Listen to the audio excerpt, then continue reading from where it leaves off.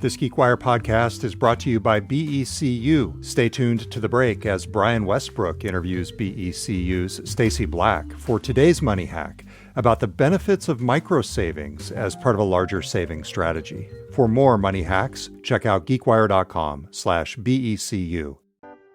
We had to watch this settlement fall apart, which was, I found, extraordinarily disappointing. Little did we know that it would take another 5 years to get to that point again. Part of what it took to put all those really challenging things behind us oftentimes was to fail gracefully with people so you could put the pieces back together again.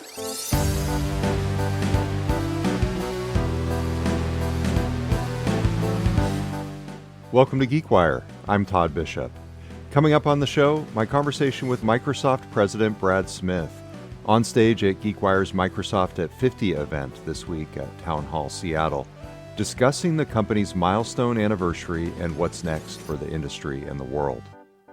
First, some quick notes and updates. If you listened to last week's show about Redfin's acquisition by Rocket Companies, you may remember the conversation about Redfin CEO Glenn Kelman's knack for delivering colorful quotes and off-the-wall zingers on the company's earnings calls. Well, that led to a brainstorm in the GeekWire office about compiling a recap of Glenn Kelman's greatest quips.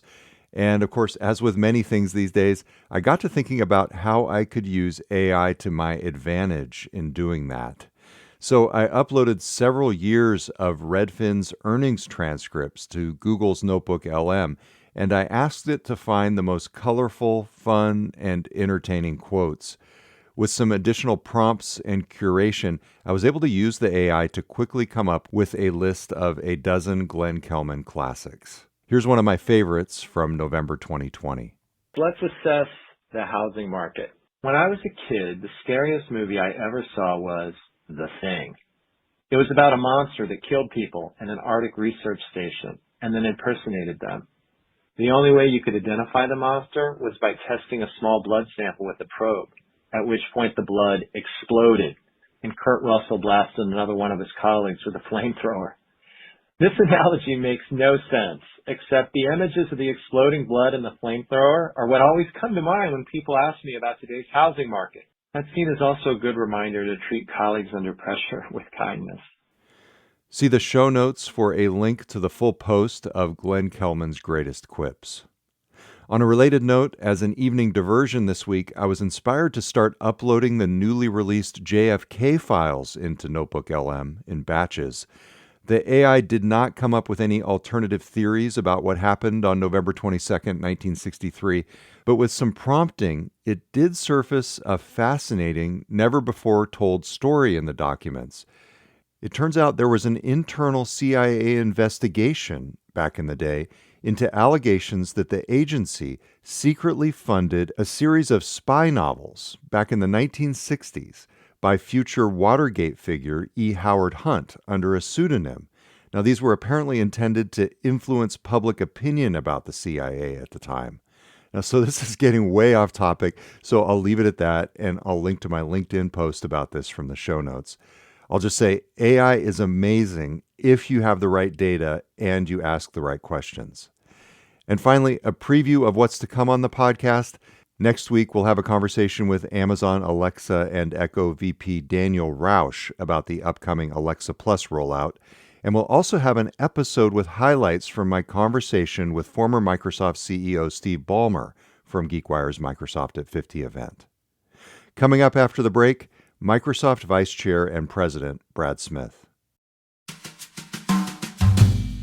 Brian Westbrook with GeekWire Studios, BECU Money Hacks with the lead financial educator, Stacy Black. Let's talk about savings. We have an episode devoted to savings, living for today and saving for tomorrow. Talk about micro savings. So the idea of micro savings is saving small amounts that add up over time. so it's less overwhelming and it feels more doable. Very approachable savings. And BECU has a program specifically designed to help you save. Yeah, it's called Save Up, and lots of financial institutions offer this. So check with your financial institution. It just kind of rounds up every time you buy something and transfers to your savings. That's great. And you don't have to think about it. It's an automated program. You've got a lot more tips in this episode of BECU Money Hacks. Stacy Black, lead financial educator. We're going to watch more at geekwire.com/BECU. Listen to the full interview and find more episodes of Money Hacks at geekwire.com/BECU and find more information at becu.org.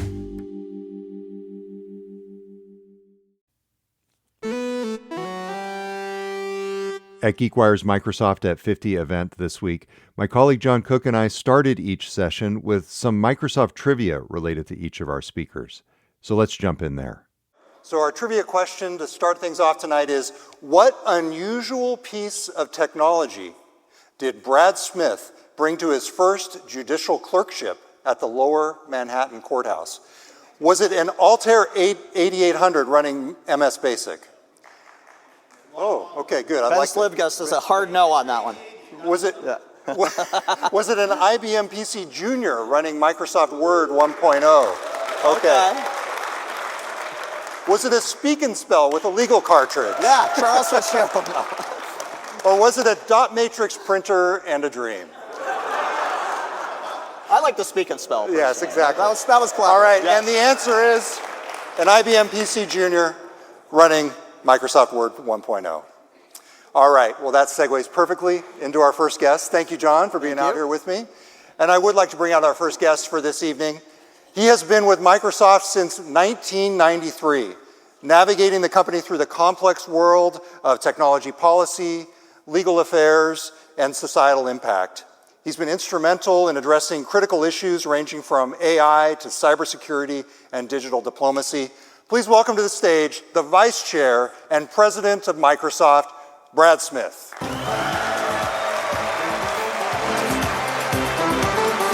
Thank you, Brad.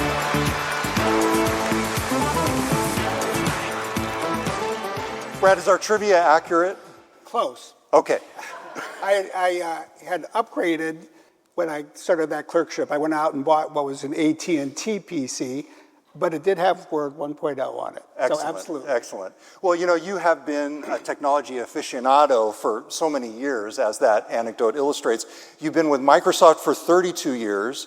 You've worked closely with all three of Microsoft's CEOs, and you've helped lead the company through some of its toughest external challenges. What is the significance of this company, Microsoft, in modern business history? And what's the secret to Microsoft's longevity and its continued relevance in the world? Well, I would say three things, Todd. First, I think one should acknowledge that for any technology company, if truth be told, the people that matter the most are those who design and build the products, which has never been me. I know how to use the products, but I've had the opportunity to work with great people who have built the products. You know, and let's remember, Steve managed early product development as well. And so I have been a part of a lot of things. And yeah, to me, there are two things that really stand out when you look back at 50 years of Microsoft.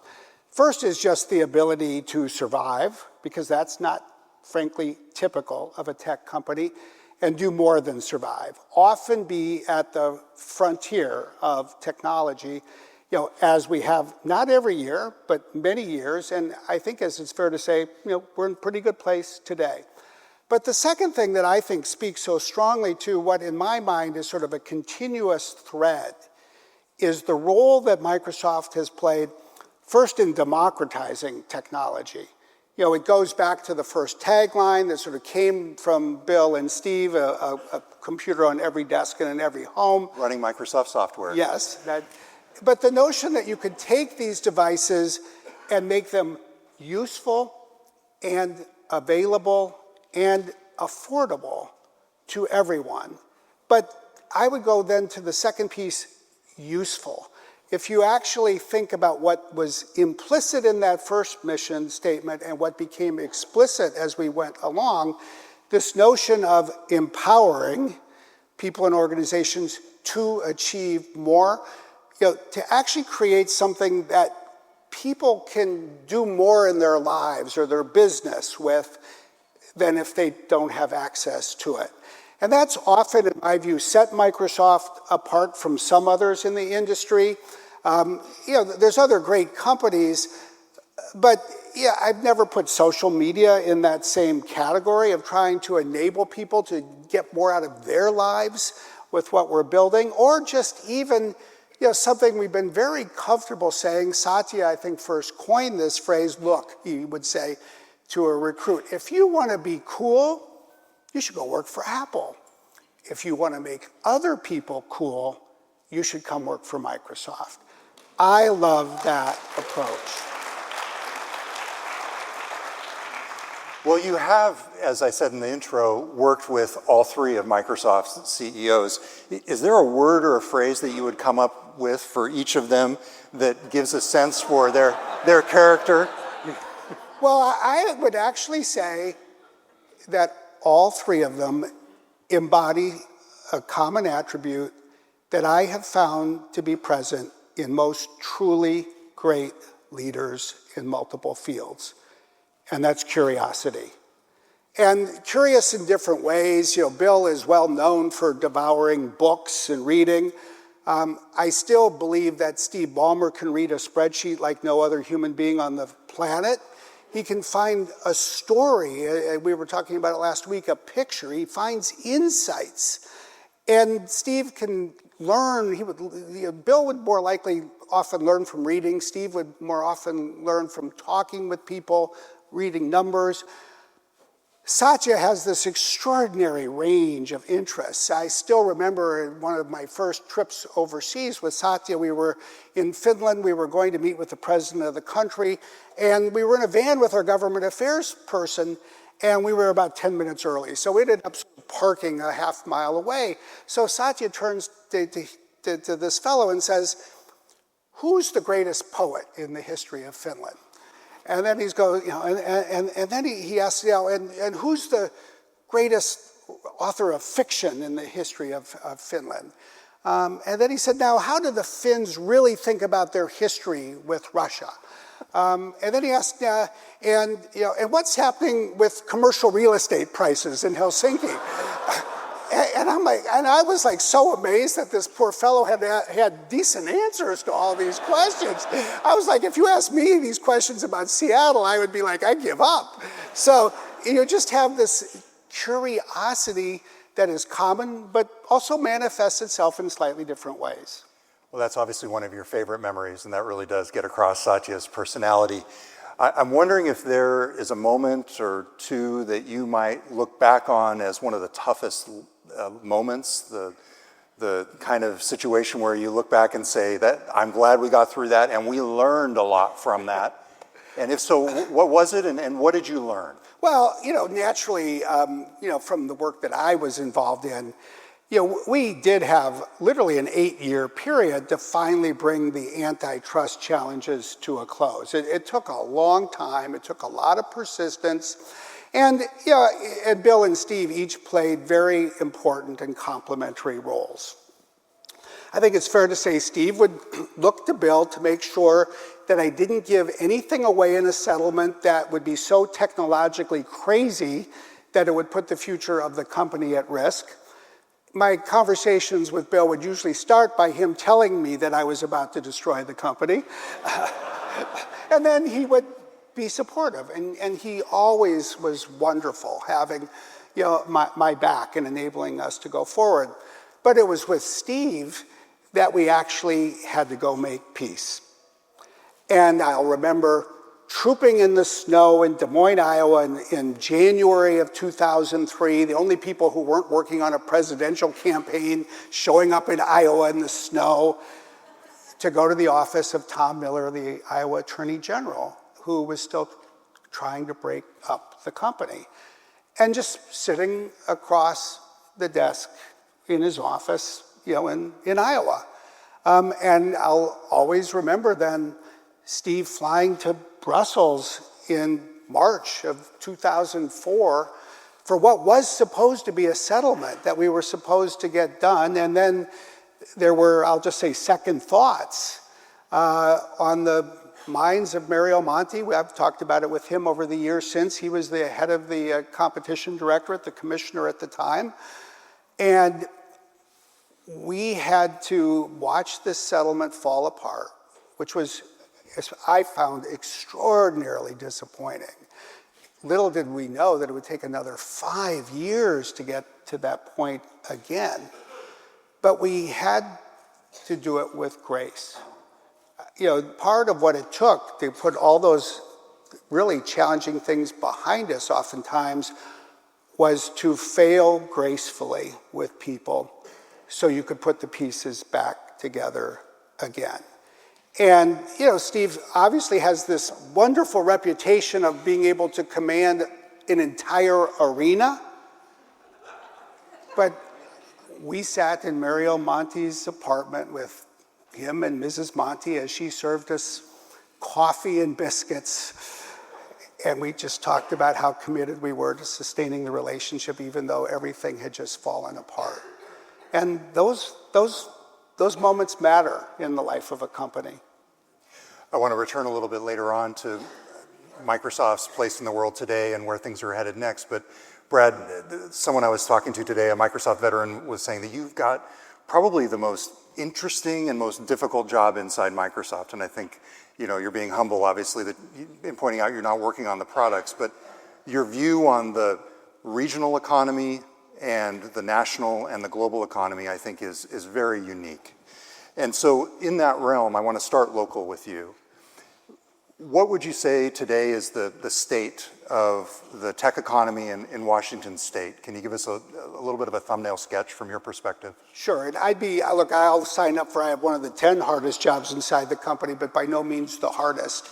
But I will say, I think there are many things that all of you who've been part of Microsoft's history, or just this community, should feel very good about. Because here we are, just about 50 years after this company was started. We live in a state today that has benefited from technology more than any state in the union.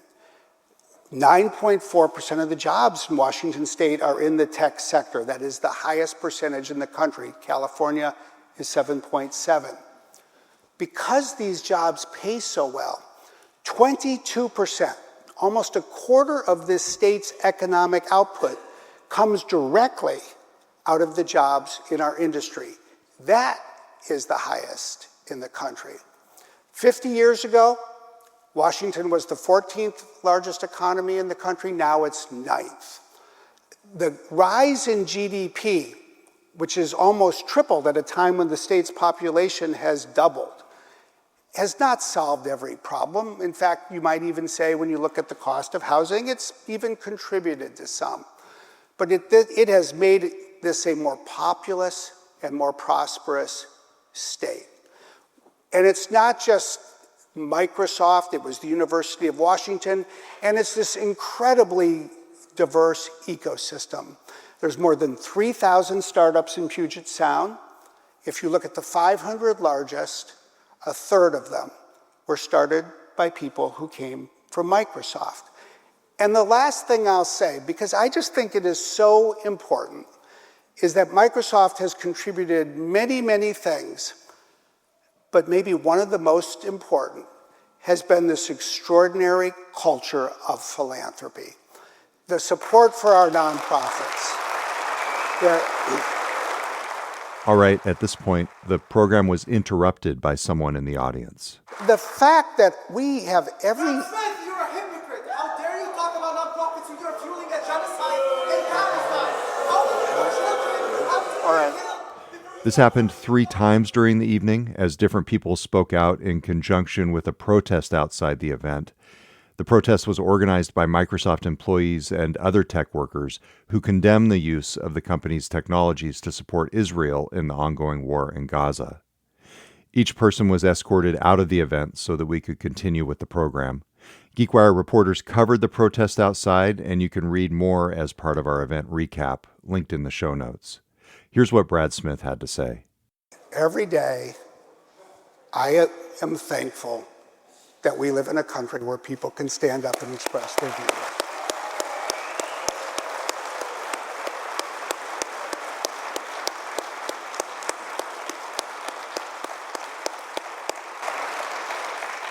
And if you look at the 80% of our employees who donate money and donate time, they give money here in Puget Sound, $125 million every year with the company match to more than 4,800 nonprofits, and they give money, as they should, to the causes they are passionate about, which include the people of Israel and the people of Palestine.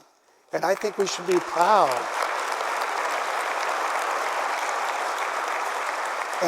And I'll just say, finally, and every day, one aspect that is part of my job is to make sure that, given all of the turmoil in the world, all the strife and even 2 wars, we work hard as a company to be thoughtful, to be principled, to draw lines, and to strive to be on the right side of those lines.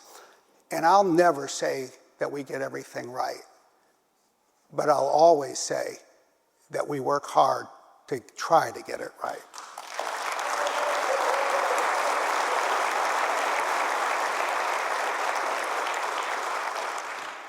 Brad, we were talking about Washington State's economy and the tech sector and the contributions of current and former Microsoft employees.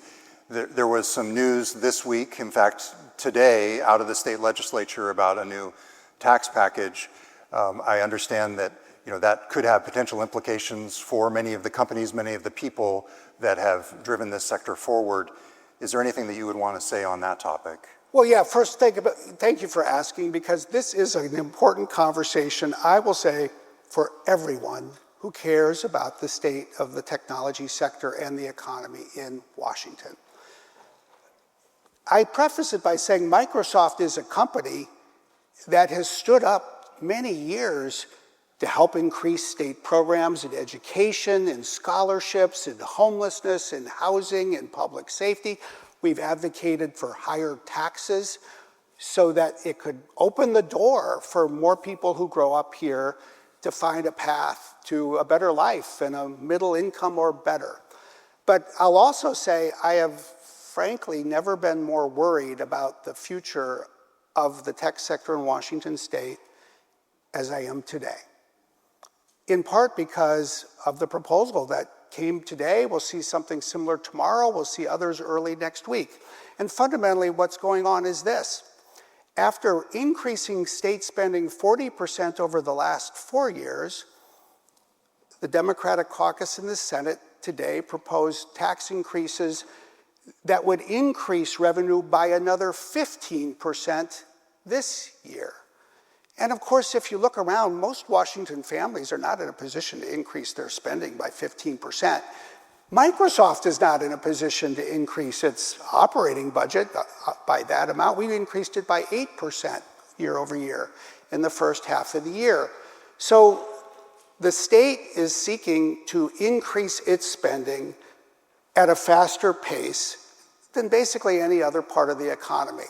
If the revenue were coming in, then that would be a wonderful conversation to have. But the only way to bring that revenue in is to impose what has been proposed today as the 2 largest tax increases in the history of Washington State. One would tax jobs. It would be a payroll tax, like the Seattle tax, that would be applied basically to the rest of the state, a 5% payroll tax. And unfortunately, if you make jobs more expensive, it becomes harder to keep jobs or to grow jobs here. And the other piece is really almost a carbon copy of a French wealth tax that the socialist government in France adopted in 1982. It was a tax on intangible assets. I lived in France under this tax, and I saw what it did to the people who lived there. I saw what ultimately the people of France saw. It caused wealthy individuals to move. I saw people move from Paris to Brussels. Brussels is an okay place, but it ain't Paris. So when people started moving from Paris to Brussels, that was a pretty big statement. It caused entrepreneurs to set up their companies in other places rather than in France. So when Emmanuel Macron was elected president, the French finally said, you know what, this has not been good for our economy, and they abolished it. So what failed in France is now being proposed for Washington, and I think the bottom line is this. These proposals, if adopted, will increase prices for Washingtonians because businesses will have to pass along these tax increases. These proposals will reduce jobs in this state, and these proposals will weaken the future of the tech sector in this state. I think, frankly, in a way that will do lasting damage, especially to the startup economy here. And so I really hope that before the legislature rushes forward, thank goodness we have a governor who's really called for what I would regard as a more thoughtful approach. I hope there'll be an opportunity to just ask people to think about what this will mean for our economy. Because we know this, you can't have a healthy company without a healthy community, but you can't have a healthy community without healthy business. And that, I believe, is at stake. Also, see the show notes for coverage of the Washington state tax proposals and Brad Smith's comments on that issue. Coming up after the break, how Microsoft is navigating uncertainty on the national and global stage.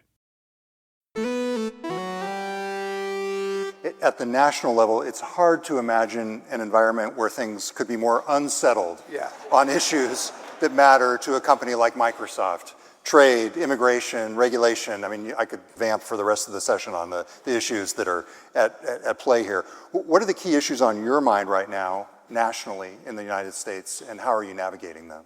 You know, there is the Chinese curse, may you live in interesting times, and if that's a curse, well then we're living up to those interesting times. We are navigating a lot of domestic issues like everybody, I think. A lot of just wondering what comes next, which I have to say is not entirely unusual in the early months of a new administration. But believe me, when we open the paper, so to speak, on our phone or laptop, we don't always know what's going to be there in the morning. I think one of the most important things for us as a company is to have the ability to continue to grow and invest in the United States as we are. As we've said, we're spending $80 billion this year alone on capital expansion, AI, data center infrastructure. More than half of that is in the United States. But we need to grow around the world. We need to support the world. We need to provide the cybersecurity protection for countries around the world. We need to provide the fundamental tools for economic competitiveness around the world. And a lot of what I end up doing in my current job is advancing that. And I was in Warsaw with the Prime Minister of Poland the day after the Munich Security Conference, which was very eventful. And then 2 weeks ago, I was with the Prime Minister in Ireland and then with the President in South Africa. And it is a time when people are looking at the United States. They have questions. And interestingly enough, I find that it's an especially important time for us to show up. For us to show up and say, Microsoft, I said in South Africa, we have been here for 32 years because we support the people of South Africa. We have been in Ireland for 40 years because we have been a fundamental pillar of the creation of a great technology hub in Europe. And we want the people of Ireland and South Africa and Poland and elsewhere to know that they can count on us. And we will be a source of stability, even in what can sometimes feel like an unstable time.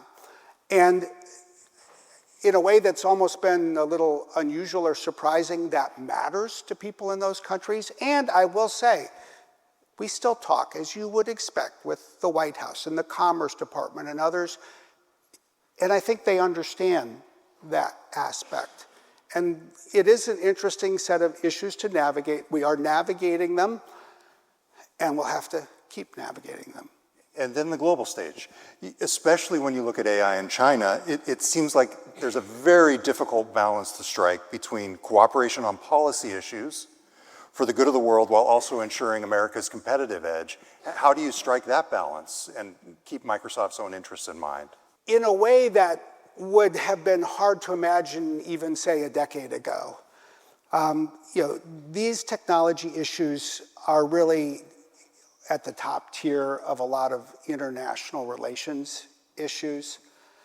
And so one does need to have a certain kind of conversation with foreign leaders and then always connect back with our own government. And I think probably the most interesting illustration of that the last 2 years has probably been in the Middle East, when this has been acknowledged publicly. The United States wanted the UAE, the United Arab Emirates, to turn away from China when it came to digital technology. And the White House and Gina Raimondo, the Secretary of Commerce, went to the UAE and said, you're going to have to choose. You can either bet on China for your digital technology, or you can bet on the United States, but you must choose. And of course, what they wanted was the UAE to choose the United States. And what is interesting about the world today is that the US government doesn't create this technology. The US private sector does. And so we found ourselves on this interesting day about 2 years ago. I guess it was 2 years ago, last week actually, in Abu Dhabi. Basically, auditioning for a part in a play that we didn't even know was being produced. Because what the government had to decide was if it was going to bet on a country, it also needed to bet on a company. We didn't know that, actually.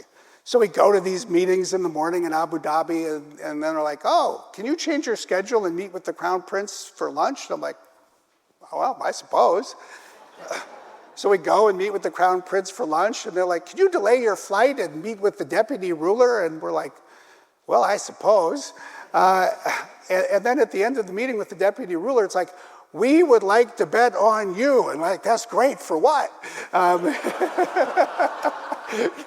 Your technology. I said, we got it. So anyway, it is a fascinating time. And it's an important time. And I think we do play a role of some importance for the country and the world, and that's a wonderful thing.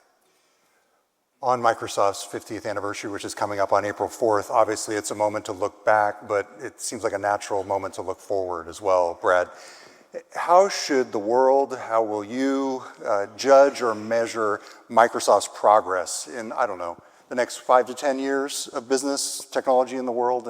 And what are the biggest challenges you foresee to making that progress? Well, I'll say two things, because we will have an event on April 4th. Which is then the formal date for the 50th anniversary. Look, in some ways, the challenge of year 51 is the same challenge it has been for all 50 years. You got to win a year at a time. It's not, while having a longer term plan, but you can never take anything for granted. The frontier of technology keeps moving forward. You have to have a huge amount of intensity and hustle every day to keep pace with it. And it is very clear that this is an AI era. It is artificial intelligence that's going to really redefine in multiple ways the world of digital technology. We have to stay at the forefront at multiple layers in the technology stack. We've got to do what we've always done, which is have an important partner network. We've got to really partner deeply with customers so they can move their use of our technology forward. I think there's a broad societal issue because the world's going to need to adapt to AI, and that means helping people adapt their skill base and ultimately their jobs to AI as well, and the jobs in the economy are going to shift. So it's quite an array. But I'll tell you what I'm most excited about for our event on April 4th. It's two things. The first is that we're actually going to start by talking about one of our forward-looking products. And I think that is what it should be. Let's not just get together and look back 50 years. And second, I know for me, personally, it'll be probably it'll be a very almost emotional moment. It'll be the first time since 2014, and only the second time in the company's history, that this 50-year company that has had only 3 CEOs, each of whom have done such a tremendous job for us, standing next to each other, side by side, on the same stage. And there's lots of things that have been unique about Microsoft, or at least very unusual.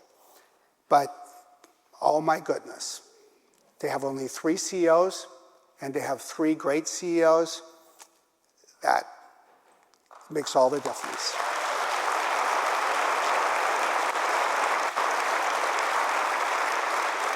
Brad Smith, Vice Chair and President of Microsoft, thank you for joining us. Thank you. Thank you. Thanks for listening. Thanks to all of you who attended GeekWire's Microsoft at 50 event this week. And thanks to Accenture, the presenting sponsor of GeekWire's Microsoft at 50 editorial series and event. We'll have more from the Microsoft at 50 event in the days ahead, and you can find the full series at geekwire.com/Microsoft50. I'm GeekWire co-founder Todd Bishop. We'll be back next week with a new episode of the GeekWire Podcast.